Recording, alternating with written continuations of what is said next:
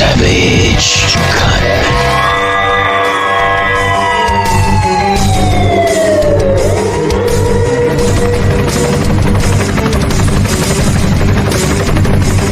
Real talk, no filter on Savaged Unfiltered. Savaged. Hey guys, what is up? Happy podcasting to everyone that's tuning in. I'm your host, Savage here. Joining me, bringing him right back, guys. It's been a hot minute since he's been on the show, hasn't it, Joe? Joseph M. Leonard, known as Jokester Joe. Welcome, buddy. Yeah, cue the Aerosmith. I'm back in the saddle again. Yeah, cue that fucking Aerosmith. But I'm glad to have Joseph back, doing a little bygones with bygones. I'm not going to lie. Me and Joe had a little falling out, but, we kind of patched things up. It happens, even in talk radio, some of the greats, they have their fights every now and then. But it's good to have you back, Joe. What the fuck have you been up to since the last time I chatted with you? Oh, busy.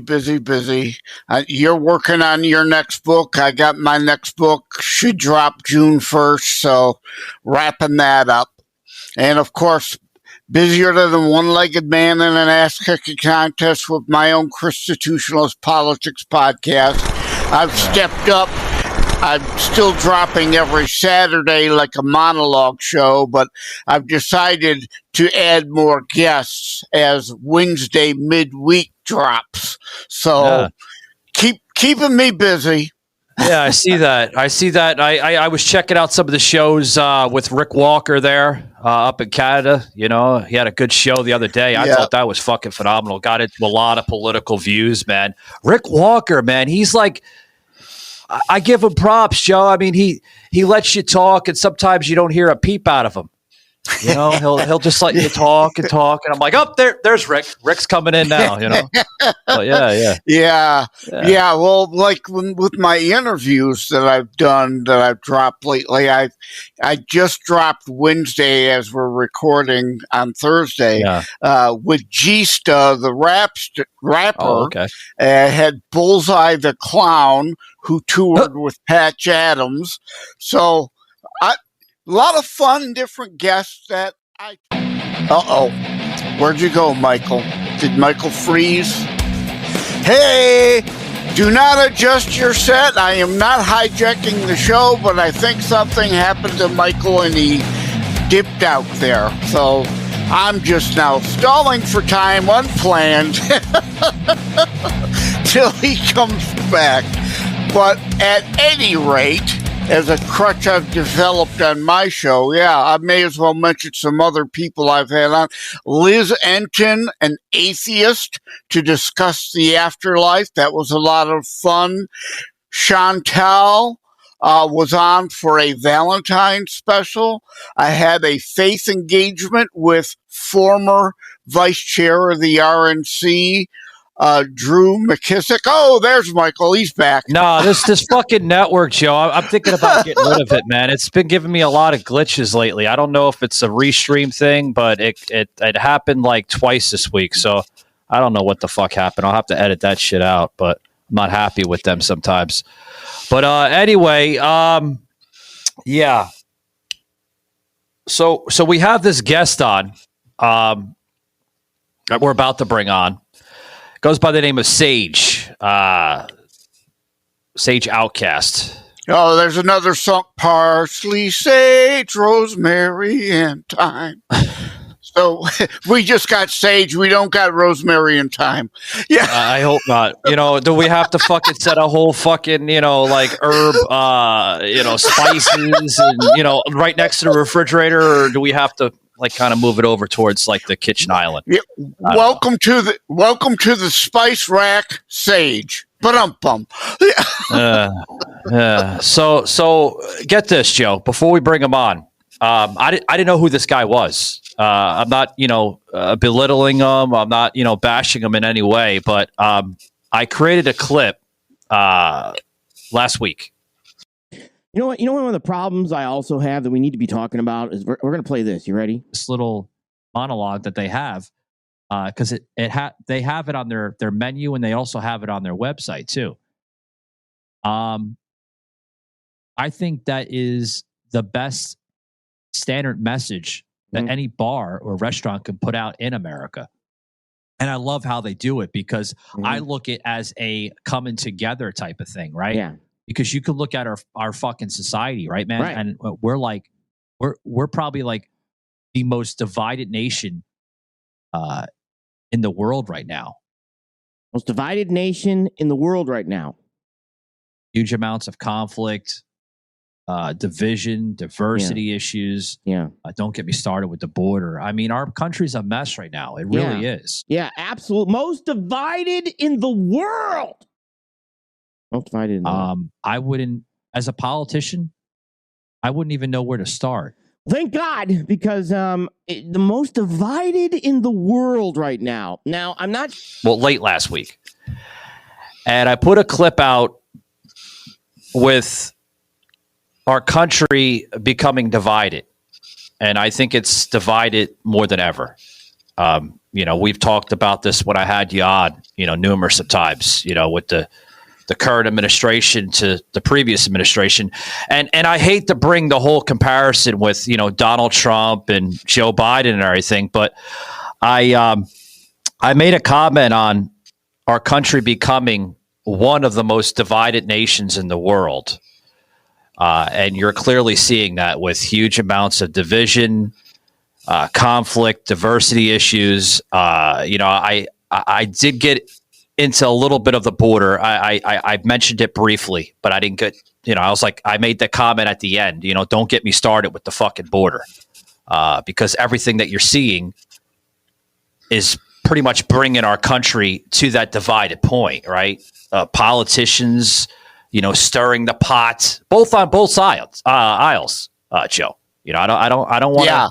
I don't want to be biased and say it's all the Democrats' fault because you have some rhinos in there, some Republicans, and some CNOs too that are doing it. But before we go any further, what's your thoughts on that, Joe? Because I want to bring our guest Sage in. Yeah, other nations are civil war or revolution or less. Real talk, no filter on Savage. I'm not advocating Savage. for the Tree of Liberty, but I'm just saying, some people are crying that may be the only alternative. I hope we can fix it at the ballot box still. Yeah, me too. Guys, before we continue, I do want to say thank you to Starlink high-speed internet. That's right, guys. Elon Musk developing some awesome products over there with his Umbrella X and Star X Space. What am I saying? Oh, boy. SpaceX. I fucked up. There we go. It's been one of those days. Yeah, exactly. Joseph corrected me. But it's one of those days, Joe. You forget to get the cup of coffee, and it's like you slur a mile a minute. But I do want to say thank you to Starlink. They developed some of the greatest products with internet today. Literally, guys, available almost anywhere on the earth. I made some jokes and goofs and everything, saying that you can get this internet on a private island. As long as you have the little satellite dish that's on the island. Yeah, he's got an X in the logo, but it should be Starlinks with an X, since he loves X. Like his PayPal was originally something else that he and Teal had an X in it. I keep saying he needs to move Tesla to Texas and make the S. I agree with that. Yeah, I do agree with that. Yeah, because he loves that X. Yeah. Then it would be Texla for two reasons. But guys, without further ado, I want to bring him on. God, he's been hanging out there in the digital green room forever. This is Sage. Welcome, Sage. How you doing, buddy? How's it going? Take your time. I was listening to karaoke night just before you guys were getting started there. So it's one of those days, Sage. When you don't have the fucking cup of coffee, man, everything goes fucking haywire, And that's cool. But that Starlink too, if you guys haven't checked out that Starlink, definitely click on that link and support that thing. Because that thing, if I had to go any place with it, that was what I would be using to stream for a steady, secure stream. So that's definitely something to think about, that Starlink. So appreciate it. Yeah. Yeah. Besides that, yeah, basically what happened was I saw the video and I said, "Ooh, there's a good opportunity to throw a little bit of punches there, just because for that old style, nothing bad, but that interaction sometimes is kind of fun." And to allow that it brings a little drama, brings a little type of some interaction, some back and forth with different things. So I said, I'm going to give it a shot, see what he does.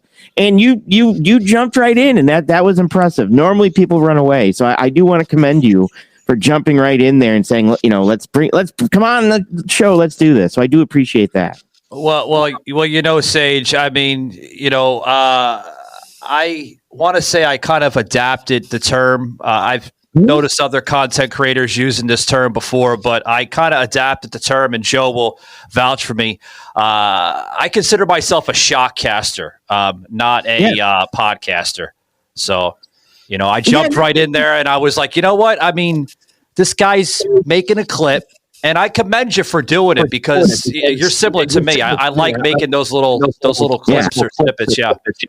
And it's good too, because like I say this all the time too. It's like I respect a lot more people if they're willing to stand up and say, okay, come on, you want to talk about this or you want to do this? Come on, because there's so many people nowadays that run away from discourse and debate, respectful discourse and debate, not cruelty. And that's kind of what our country was founded on. And we're losing the ability to be able to have that debate and that discourse with people that we may or may not agree with. And we're turning into these echo chambers. And so for me, a lot of times I'll throw something out there just to see. And for me, I earned a lot more respect for you when you jumped right on there and said, okay, who's coming on whose show first? Let's do this. So, and so I do I commend you for that. And here I am. And speaking of karaoke, are you doing your best Corey Hart imitation? I wear my sunglasses at night. Yeah, pretty much. And I actually started when I first started doing this over on YouTube and stuff. I wore this hat and these sunglasses because I had lights right here. Now I'm able to move them for my green screen. And then I got known for wearing the sunglasses and the hat, and people started to make like memes about it. And I'm like, now great, now I can't take them off. So that's kind of what I just kept them on. So you've got to do ZZ Top for your show intro now, right? Cheap sunglasses, bum. Yeah. I do a bunch of skits, so even when I wear like women's wigs or whatever skits I do, I still wear the sunglasses. So it's just who I am now. Yeah. I love it. And by the way, guys, if you heard that just briefly, I think Sage put a little spoiler here, a little teaser into the show. I am going to join him on his podcast next Monday. So depending on how you listen to this episode, it'll be kind of slotted in there. But Sage, I do want to say something here.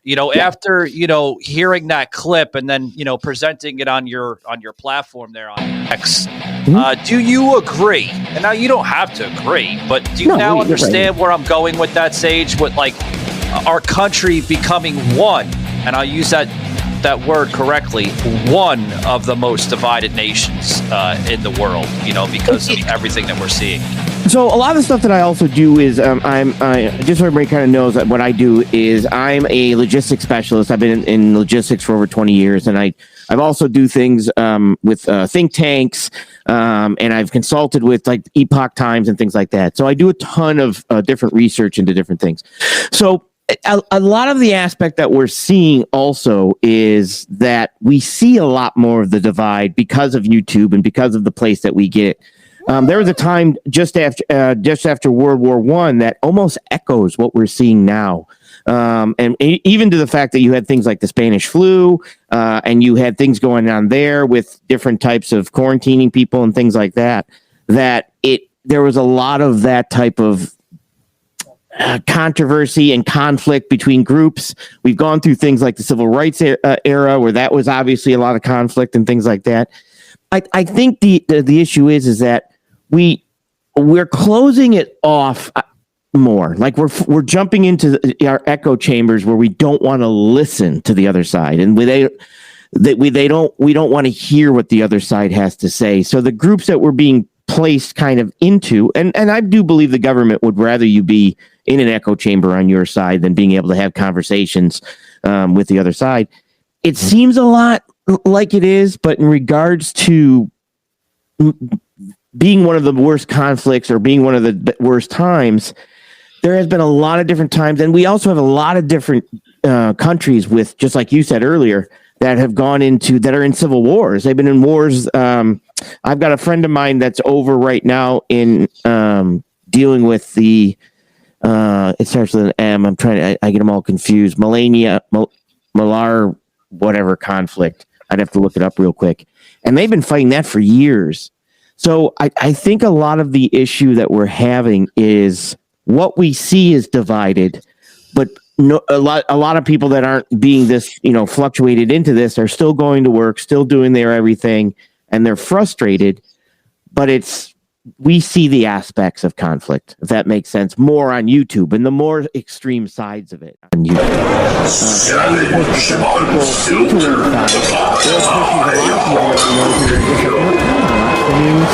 going to hang out and go fishing and do this and do this. So I think the concept of us becoming it is a lot more pushed on the fact that that's what we're seeing on YouTube. So if we take out the math of the percentage of it happening on YouTube to the 300 million people that are here, I don't think it's as bad as we think. We have bad problems, but I don't think we're civil war bound yet, to be honest. 1 second. Hold that thought. I do have a very special guest joining us, Mr. Albert Harshaw, which is a Republican running for the state of New Jersey. And I want to get his comments on it because he's got a really, really, I don't want to say difficult campaign there in the state of New Jersey, but he will be joining us here momentarily. I see him in the green room prepping up his camera and everything. So just 1 second, Albert. Bear with us. We're talking about a lot here on the show, talking about division, talking about conflict. Sage just mentioned a civil war possibly brewing up here. And I don't think it's brewing, Sage. I think it's already here. Some people can see it that way, but some people may have some thoughts, towards that. I want to get Joe's thoughts because Joe, go ahead, Joe. Yeah, well, to your book, The Modern Civil War, it's more like a Cold War. It's not a hot Civil War, but it's a cold Civil War. We're in that, and we hope it doesn't turn hot. But to Sage's kind of point, or what he was saying, we lost one of the last reasonable, moderate Democrats that I would actually love to have had conversation with of late, Joe Lieberman. Now, expect me to talk to Alexandria Ocasio-Cortez? No, not going to happen. Yeah, I see what you're saying. And guys, by the way, we put up a QR code here in the show. If you like what you hear, and guys, please scan the, there's two QR codes. The one up in the left-hand corner here of your screen will go right to our main website, savagedunfiltered.com. All the information will be listed there with clips, snippets, just general links to what you're pretty much hearing on the show. Some, not all, but some. With future episodes and past episodes, both in video and audio content, as well too, guys. It helps out with the show. Support the show, guys. Just a little link with the little QR code. It goes right to our main network here through Spotify. So thank you very much. Back to the show. I do want to welcome Mr. Albert Harshaw. Like I said, running for the state of New Jersey on the Republican side. How's it going? Yeah, how's everybody doing today? Good. Doing good, man. Doing good. Tell us a little bit about yourself. I know you're a decorated military. I want to get into that, but I also, before I get into that, I want to get into why you decided to run in the state of New Jersey. I decided to make the run because I believe that if we can get proper Americans that believe in us, the people, and believe in our foundation, and believe that we can act for our self-governance and betterment, that we can be better than what we've become. We've managed to destroy a lot of our infrastructure and opportunities for our young. We've cast aside things for veterans. Government and people have made war against our women and against our religious values, against our institutions, and they've been selling us out to globalist agendas, and we need to recapture that. We need these opportunities for our young so they can participate and make their own accolades in life and have those opportunities. And we need to safeguard people such as our veterans and our elderly, which we're doing a very bad job of at the moment. Yeah, and I noticed that you do support that American First agenda, which is wonderful. I wish we see more candidates in your agenda and your perspective there. I see it this way. I think two things: we need our borders and we need our energy independence and superiority. Because without those, everything else collapses. The energy determines our costs for everything from manufacturing to our food and everything else. The border is what secures us as a nation. Historically, whenever a nation's lost a border, that nation's vanished as well. There are things that uniquely make us what we call Americans. And we're losing that. We're invaded by over people from 120 different countries. The left like to ideologue and saying, well, it's the Mexicans. Well, it's not. It's 120 different countries worth of invaders. And a lot of them are undocumented. They don't show up for the courts. 3 million of them are of military fighting age. This is problematic. And if we're going to be a nation, if we're going to provide opportunities and energy independence and reform, and how we think about education and involvement and engagement in society, we need to have our borders. We need to know who's coming in. Many of us come from immigrant families. My grandmother, next year will be 100 years since she came to America. She came from Ireland in 1925, right? So none of us can say that we're natural born Americans other than the fact that we were born here, but we all came from immigration, and immigration is the lifeblood of us as a nation. It gives us new opportunities, new ideas, and reinvigorates in how we think and engage. It's necessary for us to continue as we are. But what's not necessary is to have unregulated immigration. We need to know who's coming and who's going to contribute and who's not going to contribute. There used to be a time when people who spoke other languages, they believed in the necessity to speak English because that was the part of the foundational framework of what it meant to be American, to communicate as one people. Now we're diversifying into some European nation or some other third world nation where we have to speak multiple languages. I can tell you, I've been around the world. If you go to Turkey, you have to be able to speak 5 languages just to be a taxi driver. But that's not America. America's supposed to be you do your thing and you contribute and you engage. But that's been destroyed and that's been eroded. I've got a couple campaign suggestions for you. First and foremost, vote Harshaw because the others are full of horse shit. Well, no, okay, of course. You can't use that one. But Harshaw, the law, and the law. No, that ain't going to work either. Here's one you can maybe use as your walk-on song. Praise the Lord, Harshaw the light. Now, or we're so sorry, Uncle Albert. Well, no, in all seriousness, of course, the name of the game is name recognition. So any way I can find to repeat Harshaw, Harshaw, Harshaw is a good thing, right? So what we're teaching people, because there is a person named Curtis Bashaw, which is problematic. He worked against Trump actively in 2016. He's lied to the GOP about this. He contributed to Cory Booker prior to making his run for U.S. Senate. So who is he really going to support in 2 years? He's contributed money to socialists / Democrats and worked against the best interests of this country. Because, I win this seat. It'll be my 5th time taking and executing this oath. And to me, in the oath to the Constitution of the United States is very simple. You reject all other ideologies. You cannot take the oath to the Constitution of the United States and then support socialism or communism, because those are two ideologies in conflict with each other. The fact that you support one means not only are you in conflict with your oath, you're in violation of your oath.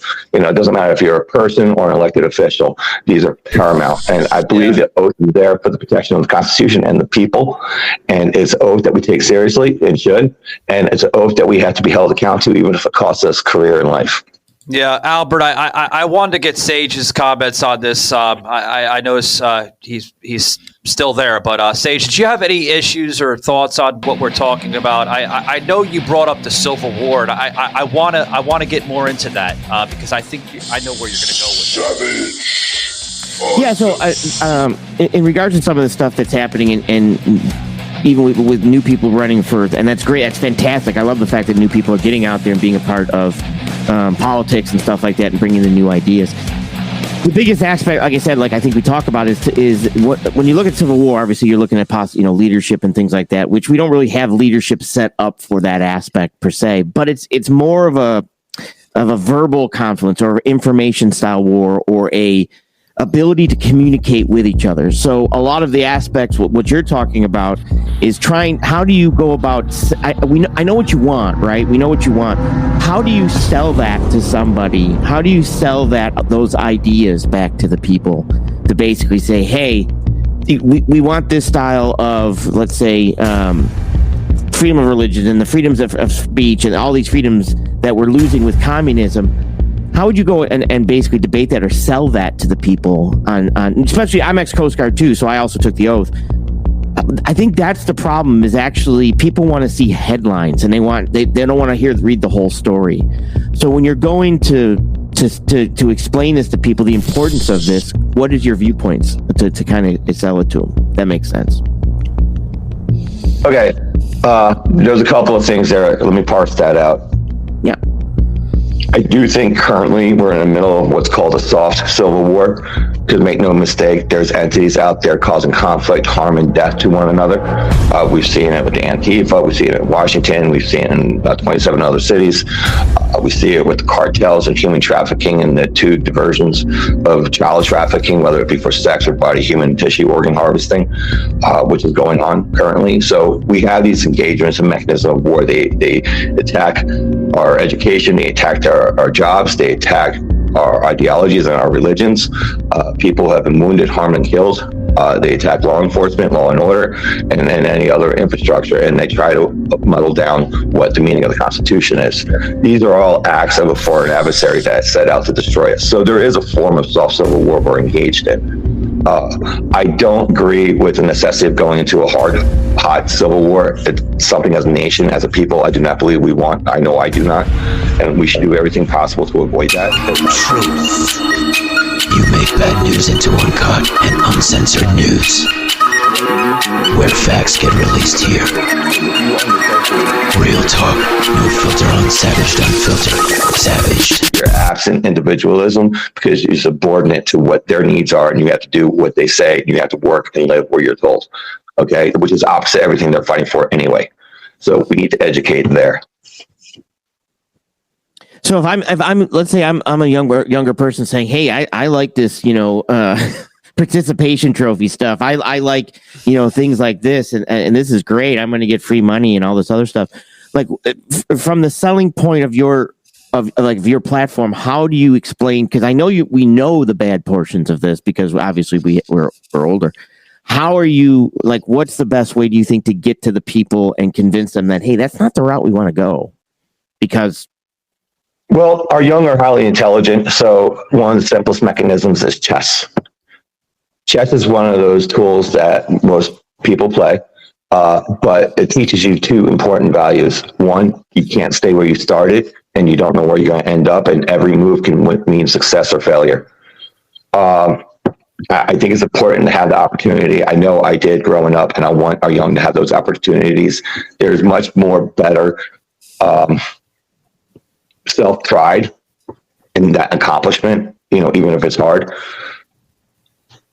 When I was a kid, my dad worked for Bell Labs at AT&T, so we used to go there a lot. I used to be able to put my hands in bins of LMIC chips, the old 8, 12, and 16 and 24 point logic chips, and you had to put tons of them on board to make them operate correctly. And we sold all that stuff out under Andy Kim's watch, under the Democrats and some of the Republicans who were the unit party in this state. They sold out AT&T to Nokia, so the Bell Labs, the historical vault, which we created the original prototype for video phone and other technologies, that's gone. That's gone. One of my showpieces is an item bequeathed to me was the prototype to the laptop. It took a combination of people from college and people who were from trades, because back then, in those days, places like AT&T, they hired both, and those were jobs for life. And they recruited from high school, and they helped with education, and you were taken care of, and you provided, and you contributed, and you had that success, and you had that value of success, and you had that pride in it. There's a value in accomplishment, and we need failures to teach us. Yeah, if I may chime in, I noticed, you're running there in the state of New Jersey, and I happen to know that area a little bit. I originally come from that area. I was born and raised in New York City and Queens. But my question is to kind of talk about what I'm mentioning right now. I know there's a huge disconnect there in New Jersey. I see the disconnect. I see it with, the mayor there in New York City, Eric Adams. I see it with the mayor there and the governor in New Jersey.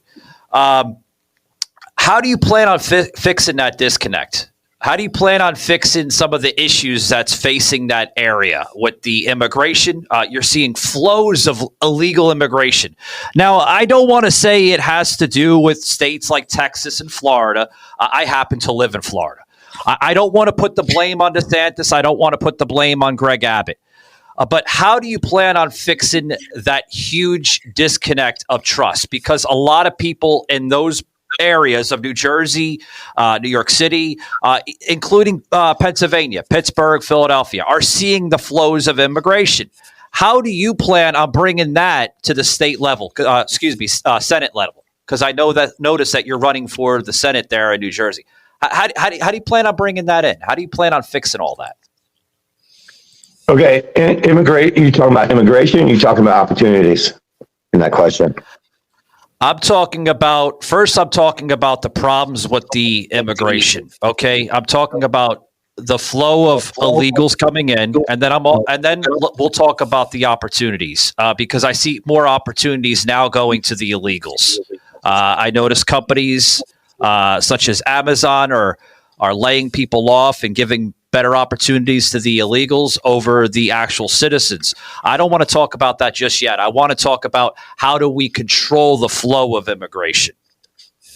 Well, first of all, we have laws on the books. We need to follow laws. Part of the problem is everybody wants to make new laws. I think we have plenty of laws that can work. We need to enforce them. We need to stop charging the taxpayers money on laws that never get enforced.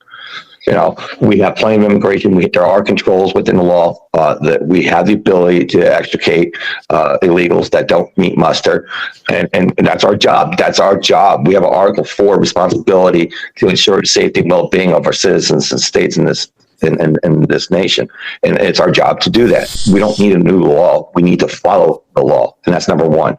There's a great number of people throughout this country and other states running for, and in New Jersey, running for U.S. Senate and running for Congress and other levels that we have coalitions that we're willing to do that work and force the obeyment of law, not the abatement, but the obeyment. Yeah, and before we go too far, I just want to mention that your primary is in June. Yes, June 4th. Yeah. And the other thing, I like your chess analogy because I've been kind of using a different one about strategy. There are a lot of things you could talk to people about, but you're just going to get an eye roll and them walking away from you. So it's strategically stupid to do that. And I like to use a chess analogy. You don't lead with your king. Now, I get it. You can't. But I'm saying if you could, it'd be strategically stupid to lead with your king. So I think people get that. Well, yeah, I mean, I don't think it's about the king or the queen. It's every piece is equally important to the other, and you can't have success without all the pieces working together. That's the simplest analogy. Savage. Yeah, and the other thing is like with the governor there. The governor there that Mike mentioned, Murphy. Amazingly, he's losing at 1 o'clock in the morning. They shut down the count. An hour later, they start the count again. Miraculous comeback for re-election. Yeah, a lot of that goes on. which is why with America First and with Donald Trump, we're teaching people that the overflow the mail-in ballots, do the mail-ins, overflow them so they can't cheat and have numerical superiority in our voting. And we have to work with the tools that we have, not the ones we want, because we're not in control. And until we're inside, we cannot make changes. Yeah. Hey, Albert, I have a quick question for you before we dip out. Have you brought any of these agendas or, some of the issues that you're working on and, pushing there for New Jersey? Have you brought any of these issues and key thoughts to President Trump at all? Or I'm not sure if you could say that. They're out there. We've emailed, we made contacts, whether or not they respond or not, it's another story. They have a lot going on. And right now, we haven't even won a primary yet, so it's not like we're exactly high fruit on the tree at the moment. So I'm sure it'll get there. People in the circles have seen what we're working on along with other candidates, and I'm sure they'll take the best of all the ideas and put them together as long as they fit the agenda. And that's just we all have different ideas and different mechanisms and methods on how we want to achieve things, and it's about putting together in a homogeneous way that'll work. Things that need to occur.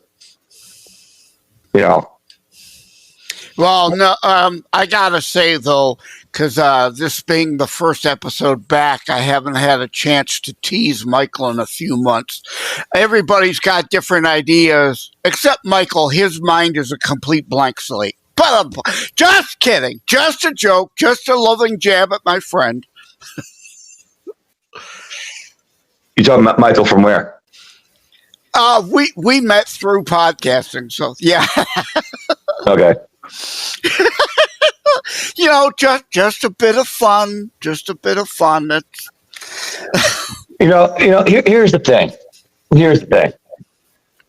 A lot of people want to be a manager. The problem is you have to have something to manage. Of all the people running for the seat, I'm the only one who's done border control and energy independence all around the world. I'm the only one who has the proven decorations and awards and cycles to prove it. I'm the only one who's, running, who actually moved 300 million barrels of crude oil through the port of Mina al Suez and Kuwait when I ran that port. And all this is documented. You want to get a manager to run something? That's all well and good. I'll help you find somebody. But right now, we need someone who knows how to capture that and get it back. That's me. That's what I've done. I did it for 15 years in the U.S. military. I know how to do it. I'm really good at my job. All right, let's get our stuff back, and then we can debate who's going to manage it. But right now, there's nothing to manage. So let's worry about getting our stuff back, get our energy independence, get our borders. Let's work on our education. Let's work on our opportunities for young. Let's get that done first. Yeah, and I want to encourage everybody before we, dip out with Albert here and depart from the show. I do want to encourage some of the voters out there in New Jersey to get out, vote for Albert. He does show and represent a strong American First agenda, and we need to see that. We need to see that in November, Albert, because if we don't, I don't want to put the fear-mongering out there, but if we don't see that in November, sadly, I think we're going to get another 4 years of another Biden persona. Here's the problem with the other Republicans. Okay, they've kind of fallen by the wayside. They think their old strategy of attack the Democrats is going to work and this and that. And their playbook is a demonstration of how to lose races. It's not a demonstration of how to win. So as a metric criteria for success, it's abject failure. Both sides, leadership and both sides have failed us. If they were any good at their positions, we would not be in the situations we are in now. Period. Simple. Attacking Democrats isn't going to get us anywhere. Fact of the matter is we have to recognize the things that unify us. I can tell you with speaking many Democrats, veterans issues and infrastructure and education are things that unite us.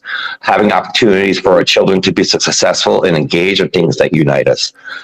Those are things we need to focus on because those are things that hurt us both. The ability to buy food hurts us both. The ability to provide for our families hurts us both. Those are things that we can be united on, and those are things we should work on with together. Yeah.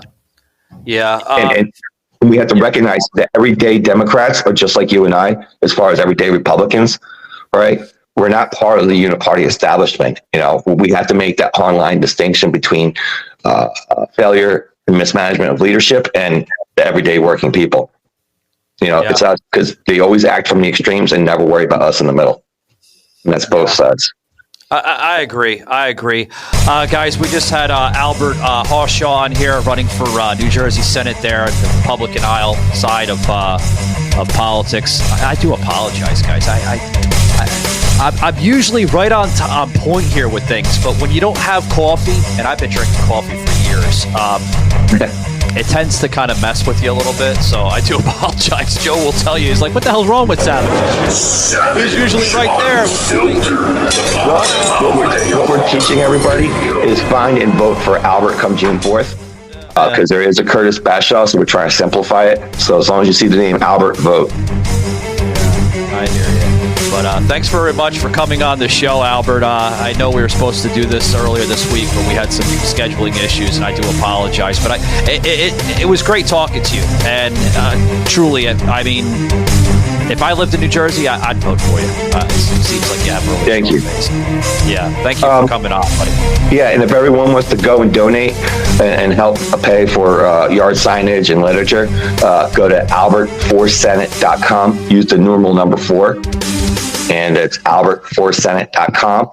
And you can email me at contact@albertforsenate.com, or you can call me at 848-326-0207. All right. God bless. Awesome stuff. And guys, if you missed that, we'll put that in the show notes here on our audio and video formats on Rumble and including X. Thank you very much, Albert, and wish the best there for you in June. Thank you. Hopefully his phone will blow up with Savaged Show supporters and not the liberal trolls. Hi, Clueless Nation. We know you're still out there watching and listening. But remember, vote for Albert Harshaw because the others are full of horse shit. Oh, yeah. Yeah. So we're gonna close this one out, Joe. Wow, one of those episodes, man. It's like, I know I fucked up a little bit, but you're bound to fuck up sometimes, right? But it's the coffee, man. When I have coffee right next to me, and you see me sometimes, I'll drink a cup of coffee as I'm recording, and it just keeps me balanced. And I didn't do this on purpose, guys. I'm right there, but it's just one of those days. We have them sometimes. But yeah. Sage, any final thoughts, buddy, before we close this one out? No, I want to thank you for having me on, and like I said, you're welcome to have me on anytime if you want to, like, for debating or bringing different topics on, things like that, just to have a little bit of fun. Just like I said, bring me on. So I appreciate you that, and I had a great time and with the guests and everything else. So that's pretty much it. And I appreciate coming on, and I look forward to coming on next week with your show, man. Hopefully, we gotta be careful. I can go like for 5 hours live, so we just go. So you better have coffee, just so you know. Oh God! Oh, you know what? You remind me of that guy up in Canada we just mentioned, Rick Walker. What does he do? Like fucking 3-4 hours, yo? Holy shit, man! I was on with him 4.5 hours one time. Yeah. So, oh my God. But yeah, Michael Savage, regarding your being a little slow today. Yeah, when I was teasing you about having a complete blank slate, it was like, did he fall asleep? He's not reacting to my teasing him. I'm here. I'm here. Yeah, I'm here. Thank you, Sage. Now I'm going to have that damn "I wear my sunglasses at night" song in my head the rest of the day. Hit the karaoke bar and give me a video of that so we can make that one go viral. Trust me, if I find videos of you doing that out there in the karaoke bars, you're done. We're sending that out to the world. Right. Hey, Sage, for some of my listeners, man, that want to kind of check you out, man, what's the best method that they can reach you? I'm on X at Sage Outcast. I still put a little bit out on YouTube, but I'm on YouTube at Sage Outcast, or the Bathrobe Freight Broker, because I also normally wear a bathrobe, so I didn't do that. But yeah, you can pretty much find me on X at Sage Outcast. The bathroom out. What was that again? The bathroom what? No, the bathroom. See, what happened is I'm the bathrobe freight broker. So a lot of truck drivers don't like brokers, right? So, and I'm a freight broker, like logistics person. So one guy came on and said, all you do is sit there in your bathrobe and move freight. And I'm like, that's genius. I'm going to get a bathrobe. And then so I ended up getting a bathrobe. And so I wear a bathrobe on my show. as the bathrobe freight broker, just because, like I said, I do a lot of stuff to kind of, I can take a lot and joke around with it. That's great. That's great. I love that. Because we've had truckers on, indeed, bad-mouthing brokers. Yeah. Sage, I thought, hold on, buddy. I thought I seen that fucking bathrobe in that one clip that you were doing. Yeah, that was absolutely. a bathrobe? I thought it was like some kind of like college fucking thing or something. No, it's a bathrobe. I got a bunch of them, and people keep sending me bathrobes now. So it's like I got a bunch of different bathrobes to wear. You need a Trump Tower bathrobe now, right? Well, I'm getting a dollar sign. I'm looking for all the dollar bill bathrobe. Nothing but dollar bills, yo. And I do that. And then I play in a couple skits. Like I do a drunk person and and then with a dial-up phone. So I kind of bring people in with a little bit of joking around and messing around. But when it comes down to it, like I said, I've been doing it for 20 years. So I do a ton of research and things. So I have an open show. You got to check out my buddy over there, Bobcat Lament. He's a comedian as well too, man. He's a funny guy. He's been doing this shit for like over 23 years. I hat tip to you, Bob. I know you're listening, but I tell you what, with my show, it's open format. Anybody can just jump in. So that's some kind of how we go along. Because next thing you know, somebody jumps in and says, "What are you doing, Sage?" I'm like, "Come on in. I'm on the show. Come on." And they jump in. So it's that type of show, and I'll bring people in and we'll talk about different things, or we'll cover like logistics, or we'll cover the border, or we'll cover topics like that. And that it's usually back and forth. And I usually have a different, or I do debates. Like I do a lot of debating, where I'll debate other people on topics and things also. Yeah, Sage, thanks very much for coming on, guys. And check Sage out. Sage Outcast, available on X and anywhere you hear a podcast.